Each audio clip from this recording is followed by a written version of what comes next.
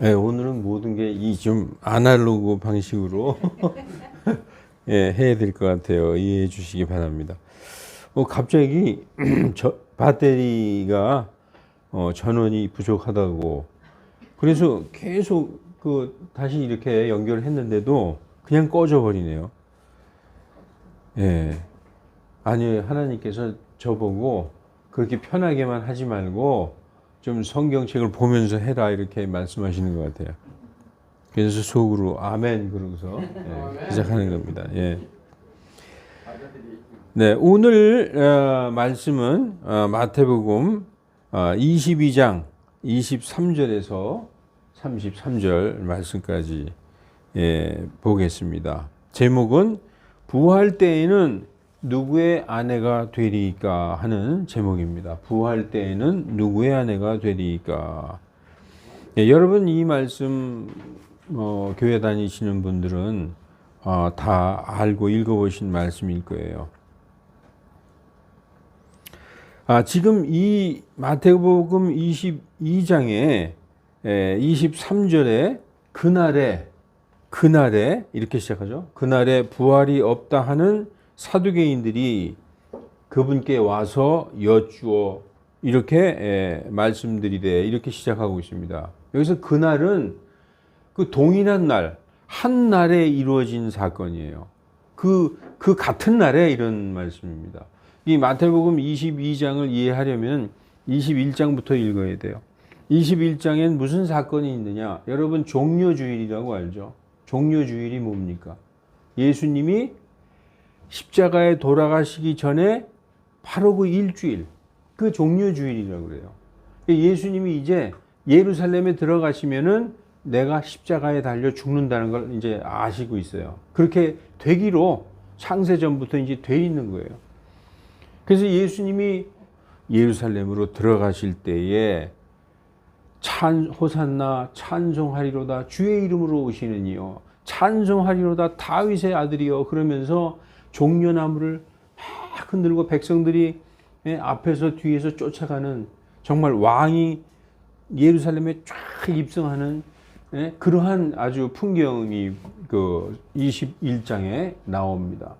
그러면서 예수님이 예루살렘에 입성하셔서 예루살렘 성전에 들어가셔서 성전을 보니까 장사치들이 있고 돈 바꾸는 자들이 있고 이거 뭐 장사판이 장사 시장통이 된 거죠. 그러니까 예수님이 그걸 뒤집어 엎으셨어요.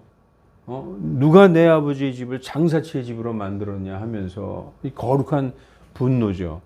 그리고 나서 성전에서 나오셔서 어디로 가셨느냐? 네, 어서 오세요. 네, 들어오세요. 그리고 나셔서 그날 베다니로 그 베단이라는 마을로 가셔서 거기서 하룻밤 묵으십니다. 그게 마리아와 마르다의 오빠. 갑자기 기억이 안 나네. 여러분들도 기억 안 나요? 성경을 왜 이렇게 안 읽으세요? 마리아와 마르다의 오빠. 예. 나사로. 진짜. 나사로 소리가 그렇게 안 나. 예, 나사로의 집에서 하루를 묵으셨어요. 묵으시고 그 다음 날 다시 예루살렘으로 돌아오실 때에 시장하셨어요. 아니 도대체 예수님 조반도 안 차려드리셨나? 좌우지간 시장하신 채로 예루살렘에 들어오실 때 그 무화과가 풍성한 걸 보고 저기 무화과 열매가 있겠구나. 가서 보셨는데 무화과가 하나도 안 열렸어요. 그 무화과 나무를 저주하니까 즉시로 무화과 나무가 말라버리는 그런 사건이 있잖아요. 그리고서 예루살렘 성전에 이제 들어오셔서 사람들을 가르쳤어요. 성경을 가르치신 거죠. 그럴 때 대제사장들과 장로들이 딱 와가지고 누가 너에게 이러한 권위를 주었느냐? 네가 무슨 권위로 이렇게 가르치고 있느냐? 그러니까 예수님이 그래 내가 대답을 해주겠는데 내가 질문하는 것에 너희가 대답하면 나도 대답해 주겠다. 이 침례 요한의 침례가 하늘로부터 왔느냐 땅으로부터 왔느냐? 그랬더니 그들이 대답을 못했어요. 그 성경에 뭐라고 써 있느냐? 하늘로부터 왔다 하면 하늘로부터 온 하나님의 사람의 말에 왜 순종을 안 하냐? 땅에서 왔다. 그러면 하나님과 상관없는 것이죠. 그러면은 백성들이 그 침례 요한을 전부 대언자로 알고 있기에 백성들이 무서워서 대답을 못하고 있는 그런 상황이에요. 이제 그러면서 예수님께서 바리새인들에게 비유로 말씀하시는 장면이 21장에 나옵니다. 큰아들과 둘째 아들, 첫째 아들과 둘째 아들 비유. 어떤 사람에게 포도원이 있는데 첫째 아들은 아버지가 그랬어요. 너 포도원에 가서 일 좀 해라 오늘. 그랬더니 첫째 아들은 아니 나 안 갈래요. 했다가 뒤에 뉘우치고 포도원에 갔다. 둘째 아들은 내가 가겠습니다. 가서 일할게요. 해놓고 안 갔다. 누가 하나님의 뜻대로 했느냐? 그랬더니 그 바리새인들이 첫째 아들입니다라고 바리새인들이 대답하죠. 그러니까 예수님이 하신 말씀이 세리와 창녀들이 너희보다 먼저 하나님의 왕국에 들어가느니라. 이렇게 말씀했어요. 유다인들에게 첫째 아들이라는 건 굉장히 중요한 의미를 갖고 있어요. 왜냐? 장자권. 여러분 야곱이 그렇게 사기를 쳐가면서까지 자기 형 에서에게 빼앗은 게 뭡니까? 장자권이에요. 장자권은 상속권이에요. 상속권. 그래서 이 바리새인들은 자기네들이 백성의 선생들이니까 당연히 우리가 장자라고 생각하고 있었죠. 그러나 예수님은 세리와 창녀들이 장자다 라고 말씀하신 거예요. 세리와 창녀가 너희보다 먼저 하늘에 하나님 왕국에 들어가느니라 이렇게 말씀하고 했습니다. 왜냐? 세리와 창녀들은 그를 보고 믿었을 때 너희들은 그를 보아도 믿지 않았으며 그 후에 뉘우치고 회개하지도 않았느니라 이렇게 말씀하신 다음에 이어서 마태복음 21장에 포도원 주인의 비유를 하시는 그 말씀을 볼 수 있어요. 이게 이렇게 쭉 연결돼서 22장으로 넘어오는 거예요.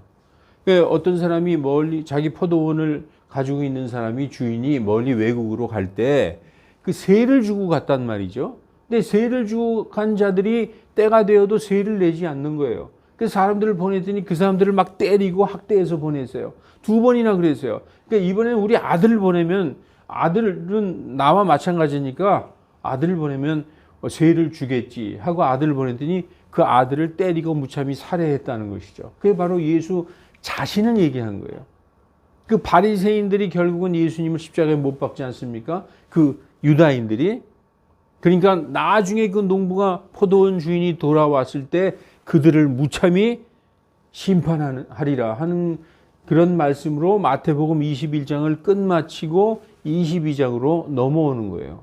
넘어와서 그때 이제 또 하나의 비유를 말씀하십니다. 그러니까 비유를 2개 말씀하셨죠. 첫째 아들과 둘째 아들의 비유. 그 다음에 포도원을 세 주고 갔을 때 그 포도원 주인의 비유. 그 다음에 22장으로 넘어와서 자신의 아들을 위해 결혼식을 베푼 어떤 왕의 비유. 이렇게 비유의 말씀을 쭉 하면서 연결된 말씀이 오늘 22장 23절 말씀입니다. 그래서 지금 보면은 마태복음 21장과 22장을 통해서 예수님을 대적하는 부류가 3부류가 나와요. 바리새인이 나오고 또 헤롯 당원이 나오고 오늘 본문에 나오는 사두개인 이렇게 3부류가 예수님을 어떻게 하든지 곤란하게 만들고 그래서 백성들을 예수님으로부터 돌이키게 하려고 이 3부류가 그 계급이죠. 백성들의 지도자 계급이죠. 이들이 예수님을 공략하는 장면이 나옵니다. 그래서 그날은 여기에 오늘 22장 23절 그날에 하는 것은 바리새인들이 예수님을 대적해서 질문하던 날 그리고 바리새인들이 헤롯 당원들을 자기 제자들과 함께 보내서 예수님을 에게 그 질문하던 그날 바로 그날에 그 예수님께서 바리새인과 헤롯 당원들의 질문을 다 물리치셨어요. 그랬더니 이제 이 사두개인들이 와서 마지막으로 우리가 예수님을 곤란하게 한번 논리적으로 이렇게 한번 질문을 해서 예수님을 곤란하게 만들어야 되겠다. 왜냐? 당시의 백성의 인기가 아주 최고에 달했던 그 선생이신 예수님으로 하여금 질문에 대한 대답을 못하게 함으로써 공개적으로 망신을 주고 백성들로부터 하여금 저 예수님은 거짓말쟁이다 이렇게 만들 의도로 그분께 나온 것입니다. 그래서 오늘 나누고 싶은 하나님의 말씀은 기독교의 가장 중요한 교리 중에 하나가 뭡니까? 바로 부활에 대한 말씀입니다. 만약에 이 사두개인들처럼 사두개인들은 부활이 없다고 믿었어요. 그냥 눈에 보이는 이 물질 세계가 전부 다 죽으면 영도 육체도 소멸된다 이렇게 믿었어요. 그런데 그 백성의 지도자들 중에서 바리새인들은 부활을 믿었어요. 그러니까 사두개인들과 바리새인들은 서로 원수지간이었는데 만약에 예수님의 말씀인 부활을 갖다가 예수님이 대답을 못하게 하면 예수님도 무색하게 하는 것이고 자기들의 대적인 바리새인들도 그들이 꺾는 게 되는 것이죠. 그래서 예수님 앞에 나온 것입니다. 여러분 부활이 없으면 믿음도 천국도 영생도 다 거짓말이다라고 성경은 말씀하고 있어요. 고린도전서 15장 13절에서 18절 말씀에 이렇게 되어 있습니다. 만일 죽은 자들의 부활이 없으면 그리스도께서 일어나지 못하셨으리라. 또 그리스도께서 일어나지 못하셨으면 우리의 선포하는 것도 헛것이요 너희 믿음도 헛것이며 그리스도께서 일으켜지지 못하셨으면 너희의 믿음도 헛것이고 너희가 여전히 너희 죄들 가운데 있을 것이며 그리스도 안에서 잠든 자들도 멸망하였으리라. 그러니까 다시 말해서요. 우리의 믿음, 우리가 뭐 예수님 믿고 천국 갖고 영생하고 뭐 이런 것이 다 거짓말이라는 거예요. 우리의 죄들 다 그대로 있다는 것이죠. 그리고 잠든 자들 일어나지 못했다. 그러니까 이 부활이 없다는 것은 이 성경 전체가 다 거짓말이고 예수님은 아주 희대의 사기꾼으로 만든 것입니다. 그래서 오늘 본문 23절에 그날에 부활이 없다는 사두개인들이 그분께 와서 이렇게 질문을 하고 있는 것입니다. 그러나 대부분의 경건한 유대인들은 부활의 때에 어떠한 모습으로 부활할 것인가에 대해서 신명기 사무엘 그 상 28장 14절처럼 사무엘상 28장 14절에 보면은 이스라엘의 초대왕 사울이 무당을 찾아가는 게 나와요. 그래서 그 죽은 사무엘을 불러 일으켜 땅 위로 올라오게 하라. 무당에게 요구하죠. 그래서 사무엘상 28장 14절에 보면 사울이 그녀에게 이르되 무당에게 이르되 그의 모양이 어떠하냐 하니 그녀가 이르되 한 노인이 올라오는데 그가 겉옷을 입었나이다 하니라. 사울이 그가 사무엘인 줄 알고 자기 얼굴을 숙여 땅에 대고 절하니라. 이렇게 성경이 나와 있어요. 이 말씀이 상당히 중요한 것이 이 유대인들은 죽은 자들이 부활하면 죽기 전에 그 모습 그대로 부활한다. 다시 말해서 육신의 모습 그대로 부활한다고 믿었어요. 근데 이것은 성경적이 아닌 것이죠. 부활할 때는 예수님은 천사와 같다고 얘기하고 있어요. 부활할 때 우리가 육체적인 그 모습 그대로의 부활이 아닌 정말 천사와 같은 모습으로 부활하는 것, 고린도서에서도 말하고 있죠. 그러나 이 유대인들 대부분의 경건한 부활을 믿는 유대인들도 이런 식으로 믿고 있었다는 것이죠. 그래서 불구자는 불구의 그 몸 그대로 부활하고 보통 때 그 육신의 모습 그대로 부활한다고 믿었습니다. 그래서 사두개인들은 부활 때에 나타날 그 모습에 대해서 지적하며 오히려 부활을 비웃고 있었습니다. 그래서 오늘 이 본문에 보면은 24절부터 말씀드리되 선생님 그날에 사두개인들이 와서 부활이 없다고 믿는 사두개인들이 예수님께서 와서 말씀드리되 선생님 모세는 말하기를 그렇게 시작하고 있죠. 율법에 기록되어 있기를 이렇게 얘기하는 겁니다. 모세는 말하기를 어떤 사람이 만일 자식이 없이 죽으면 동생이 그의 아내와 결혼하여 형에게 씨를 일으켜 세울지니라 하였나이다. 이렇게 말씀하고 있어요. 근데 이 말씀이 어디에 근거하고 있느냐? 이 모세가 말하기를 이건 율법책에 기록되어 있기를 이런 뜻이거든요. 어디에 기록되어 있느냐? 신명기 25장 5절 6절에 뭐라고 기록되어 있느냐 하면 형제들이 함께 거하는데 그중 한 명이 죽고 아이가 없거든 그 죽은 자의 아내는 나아가서 남에게 시집가지 말 것이요 그녀의 남편의 형제가 그녀에게로 들어가 그녀를 아내로 취해 남편의 형제된 의무를 그녀에게 행할 것이며 이로써 그 여인이 낳는 맏아들이 첫째 아들이 그 죽은 형제의 이름을 짓게 하여 그의 이름이 이스라엘에서 끊어지지 않게 할 것이니라. 이렇게 신명기는 모세오경이죠. 창출레민신 신명기에 기록된 말씀을 인용하면서 이런 말씀을 유대인들은 다 알고 있었어요. 이게 우리나라 말로 하면 형사취수제고 이 수혼법이에요. 수혼법. 형제가 죽더라도 씨 없이 죽으면 그 형제를 위하여 그 형수를 취해서 아내로 삼고 그 맏아들을 형의 이름을 따라서 짓고 형의 상속자로 삼으라. 이렇게 하나님께서 명령하신 그 말씀대로 이제 그 7 형제가 있었는데 씨 없이 아들 없이 죽은 그 형제를 위해서 어떤 여자가 7 형제가 다 결혼했다는 것이죠. 그런 말씀을 지금 구약 성경을 들어서 모세오경을 들어서 지금 얘기하고 있는 것입니다. 창세기에도 이런 말씀이 있어요. 창세기 38장 6, 7, 8, 9, 10절에 보면은 여러분 아시는 말씀일 거예요. 유다가 자기의 맏아들, 유다는 야곱의 넷째 아들이죠. 야곱은 12아들을 낳았는데 그중 넷째 아들 유다가 자기의 맏아들 엘을 위하여 아내를 취하였는데 그녀의 이름은 다말이더라. 유다의 맏아들 엘이 주의 눈앞에 사악함으로 주께서 그를 죽이시니 죽였어요. 유다의 첫째 아들을 하나님이 죽이셨어요. 아들이 없이 죽은 거죠.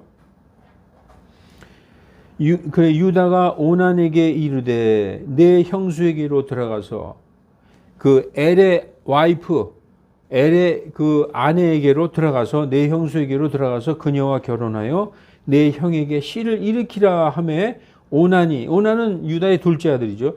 그 씨가 자기의 것이 되지 아니할 줄 알았으므로 자기 형수에게로 들어갈 때에 자기 형에게 씨를 주지 아니하려고 그 씨를 땅에 흘리니 주께서 그가 행한 일을 기뻐하지 아니하셨으므로 그도 죽이시니라. 이게 하나님의 뜻이에요. 하나님의 명령이에요.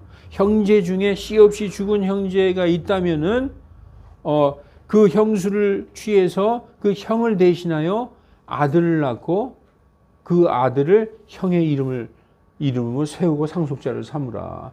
그런데 유다의 둘째 아들은 내가 아들 낳아봐야 형수하고 아들 낳아봐야 그 뭐 내 자식도 아닌데 그러고 씨를 땅바닥에 흘렸다는 것이죠. 하나님께서 진노하시고 그도 죽이셨다 이렇게 말씀하고 있는 것입니다. 자, 그래서 이러한 구약 성경의 그런 배경을 가지고 사두개인들이 예수님께 나와서 뭐라고 얘기했느냐. 오늘 본문 25절부터 28절까지 우리 중 7 형제가 있었는데 첫째가 장가가고 난 뒤 죽어 자식이 없으므로 그 아내를 동생에게 남겼고 둘째와 셋째도 마찬가지였고 7째까지 그렇게 하다가 맨 나중에는 그 여자도 죽었나이다. 그런즉 그들 모두가 그녀를 취하였으니 부활 때에는 그녀가 7 중에 누구의 아내가 되리까? 여러분 이거 굉장히 어려운 질문이죠. 이 사두개인들이 뭐라고 생각했는 줄 알아요? 예수 너 딱 걸려서 이건 절대로 대답 못해. 이렇게 부활이 있다고 이렇게 지금 사두개인들이 자신 있게 나온 거예요. 왜냐하면 그 전에 속된 말로 바리새인들이 가서 예수님한테 박살나고 왔어요. 헤롯 당원들이 가서 박살나고 왔어요. 그게 마지막 그날에 이제 사두개인들도 가서 우리가 이제 예수를 박살내면은 그건 바리새인들까지 박살내는 거죠. 왜냐? 바리새인들은 부활을 믿으니까. 그거 자신 있게 온 겁니다. 그런데 부활이라면은 지금 현세와 똑같은 몸과 똑같은 본능으로 부활할 것으로, 다시 말해서 육체적인 부활, 이 물질적인 부활로만 알고 있었기 때문에 부활 후의 삶이 이 세상에서의 삶과 정확히 똑같이 대응된다면 부활한 그 여인은 둘 중에 하나예요. 그 여인이 7 형제와 전부 결혼을 했어. 그러면 그 여자는 또 성경에 이런 말씀도 나와요. 내 형제의 아내의 벌거벗음을 보지 말아라. 이런 말씀도 나와요. 그게 어디에 나오냐? 레위기 18장 16절. 또 다른 성경에도 나오지만 한 절만 제가 읽어보겠습니다. 레위기 18장 16절에 너는 내 형제의 아내의 벌거벗음을 드러내지 말라. 그것은 내 형제의 벌거벗음이니라. 이건 뭐냐? 내 형제의 그 아내를 취하지 말라는 얘기예요. 근데 그 형제가 씨가 없이 죽었을 때는 이게 틀린 거죠. 그러니까 이 두 가지가 이게 걸릴 수 있는 거예요. 하나는 형제의 아내를 취한 것은 간음이 될 수 있고, 또 하나는 그 형제들이 다 부활했을 때, 여자까지 부활했을 때 누구의 아내가 될 것이냐, 이런 문제가 대답하기 굉장히 어려운 것이죠. 그래서 이런 부활의 개념은 이건 불합리한 거야, 이건 말도 안 되는 거야 라는 자신감을 가지고 사두개인들이 나온 것입니다. 사두개인들은 사람은 죽음과 더불어 영혼과 육체가 영원히 소멸된다고 믿었어요. 그러므로 사두개인들은 자신 있게 예수님 앞에 나왔던 것입니다. 여러분, 대부분의 경건한 유대인들은 사람이 죽으면 최후의 부활까지는, 이 최종 부활까지 음부에서, 스올에서 있게 된다고 믿었어요.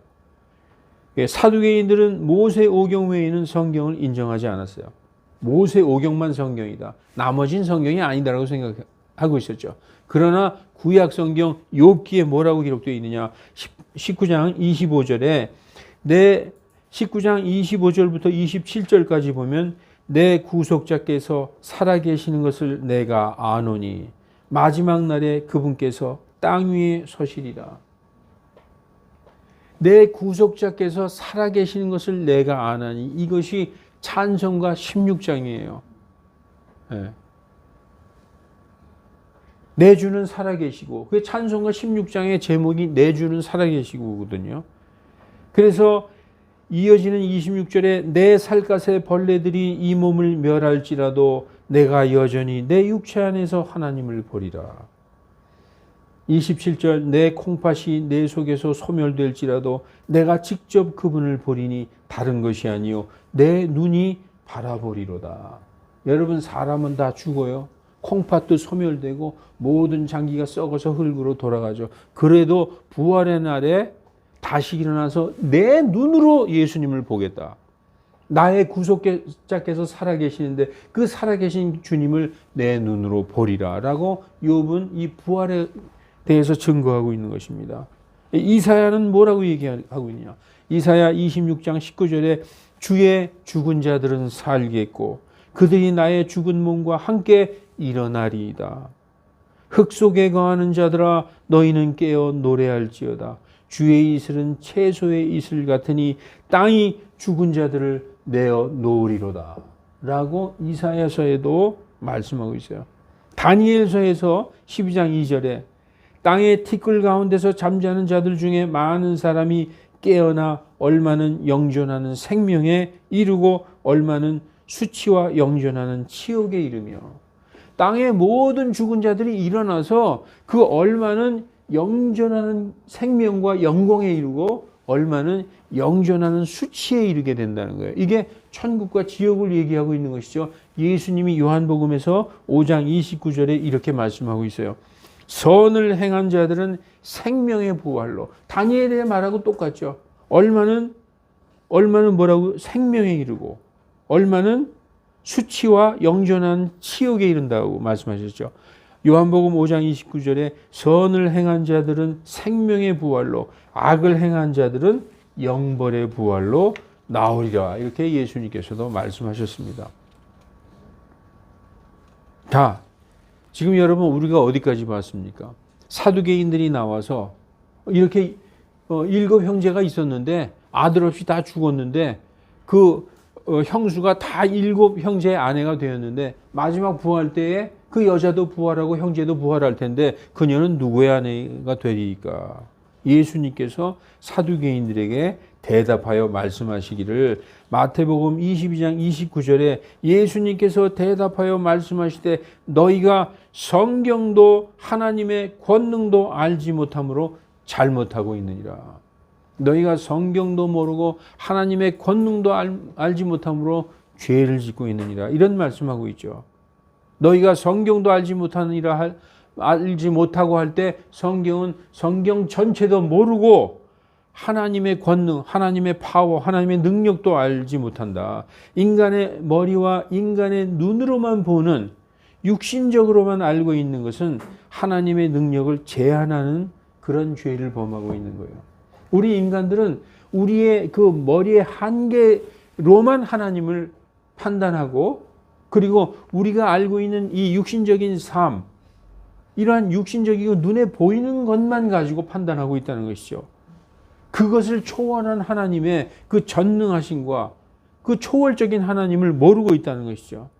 그래서 마태복음 22장 30절에 예수님이 결론적으로 대답을 해 주시기를 부활 때에는 장가가지도 시집가지도 아니하고 하늘에 있는 하나님의 천사들과 같으니라. 이렇게 말씀하고 있어요. 이 말씀들로서 사두개인들의 질문을 완전히 한마디로 일축시켜 버린 것입니다. 여기에서 부활 때에는 영어 성경에 보면 for in the resurrection. 이 for는 이유를 나타내는 전치사예요. 왜냐하면 여기서 성경에서는 왜냐하면은 번역이 되지 않았지만 너희가 잘못하고 있는데 왜냐하면 너희가 이걸 모르기 때문에 잘못하고 있는 거야. 왜냐하면 부활 때에는 장가가지도 시집가지도 아니하고 장가가지도 시집가지도 아니한다는 것은 인간의 본능인 이 육신적인 개념이 아니라는 거예요. 그런 본능에서 떠나서 영적인 본능, 그런 걸 지금 너희가 모르고 있다는 거예요.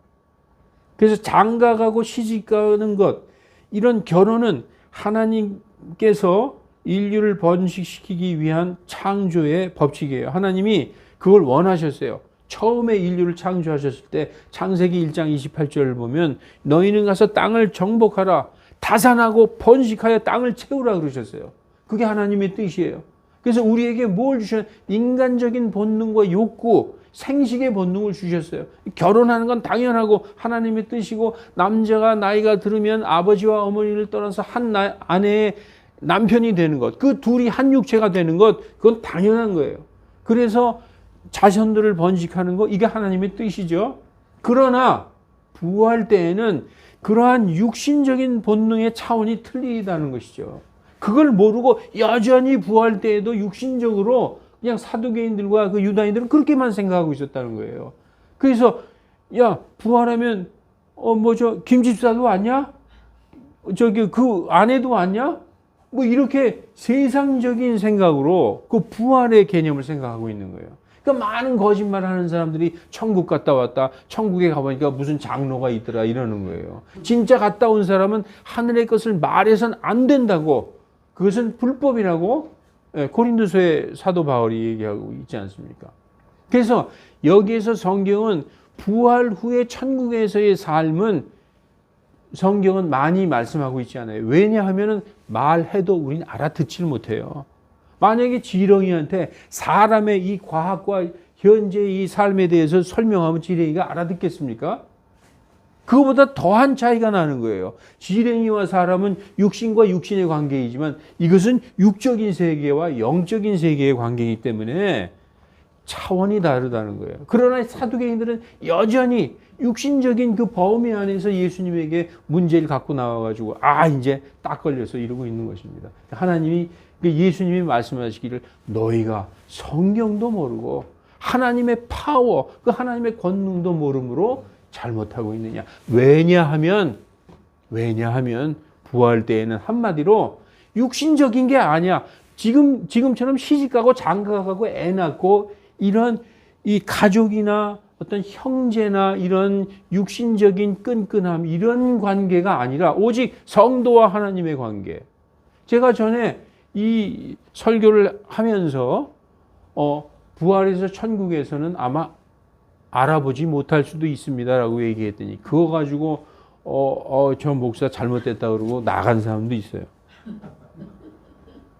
여러분 그런데 이것은 이것이다라고 얘기할 수 없는 문제예요. 부활하고 난 뒤에는 우리가 지금 예수님이 말씀하신 거기까지 부활 때에는 시집가고 장가가고 하는 것이 없다. 애 낳고 그런 것이 없다. 그래서 모두가 하나님 앞에 1대1의 관계로 하나님 앞에 서 있는 거예요. 그 관계가 이제 수평적인 관계는 이제 끝나고 인간적인 육신의 관계는 끝나고 하나님과 구원받은 성도로서의 그 관계만이 딱 정립이 되는 거죠.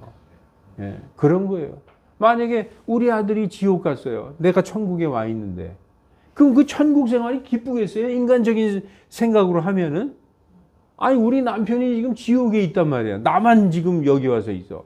나만 좋은 영원한 행복을 누리고. 그런 인간적인, 육신적인 생각으로 천국에 가 있겠느냐? 아니다라고 예수님은 말씀하고 있는 것입니다. 그래서 창조의 목표, 그러면 왜 하나님께서 처음에 천지 창조를 하시고 다산하고 번성하고 결혼 제도를 세우시고 아이들을 낳게 하셨느냐? 하나님의 아들들이 드러나게 하시려고. 여러분, 이 많은 사람 중에서 하나님이 다 아이를 낳게 하고 번성하게 하셨죠. 지구가 다 채워졌잖아요. 사람들로. 거기에서 하나님에게 택하심을 받은 자들, 부르심을 받은 자들, 선택된 자들이 있어요. 그게 누구예요? 구원받은 사람들. 하나님의 뜻대로 하나님의 아들 예수 그리스도를 믿고 하나님 앞에 나온 자들이 드러났어. 하나님의 아들들이 드러났어요.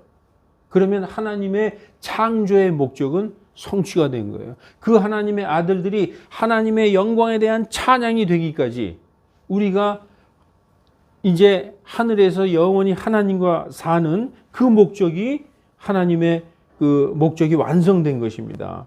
그래서 부활 후에는 더 이상 출산이 필요 없고 그러므로 자연히 성적 만족을 요구하는 본능도 없어지게 되는 거예요.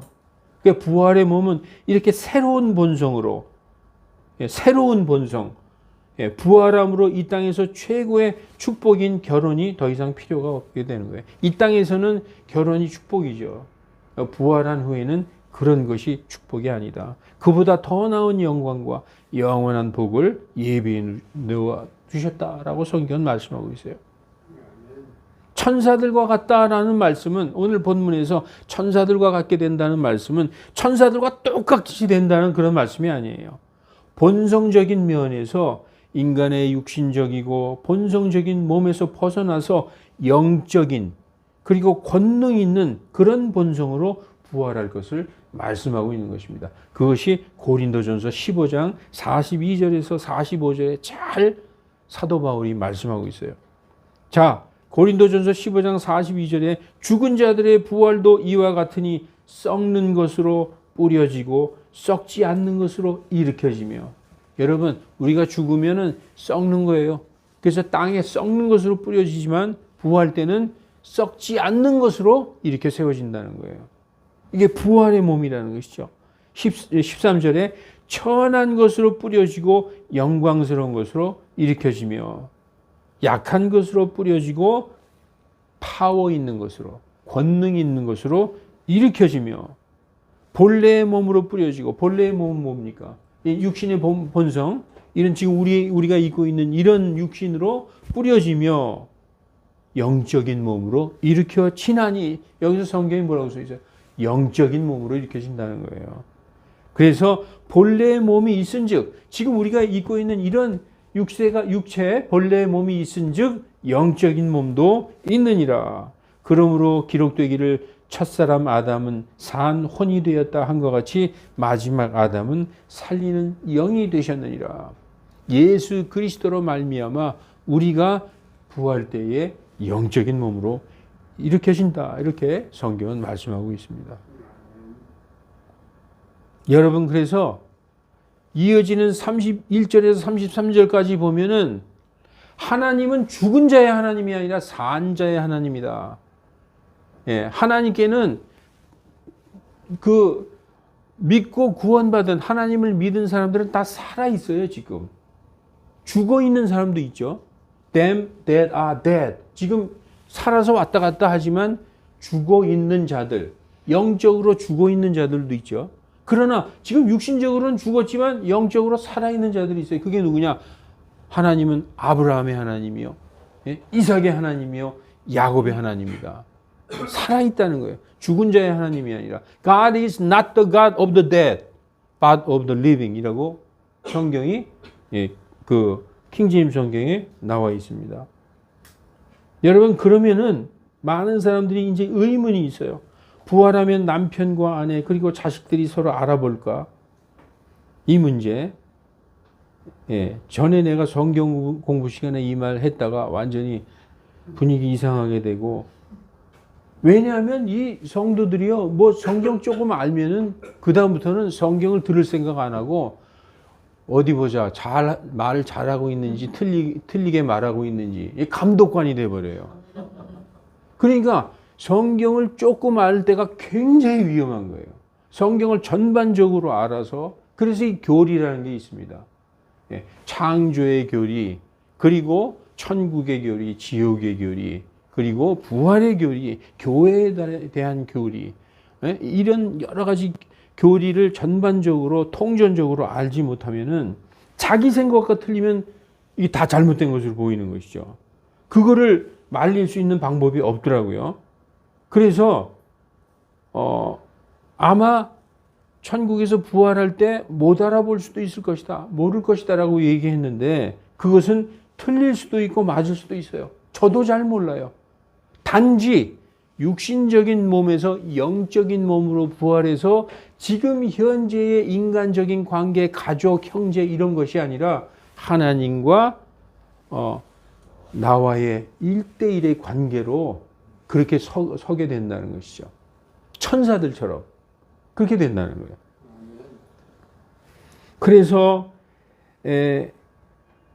부활한 후에 성도들은 하늘에서의 우리의 본성이 지금 지상에서의 본성과는 전혀 다른 것을 말씀하고 있어요.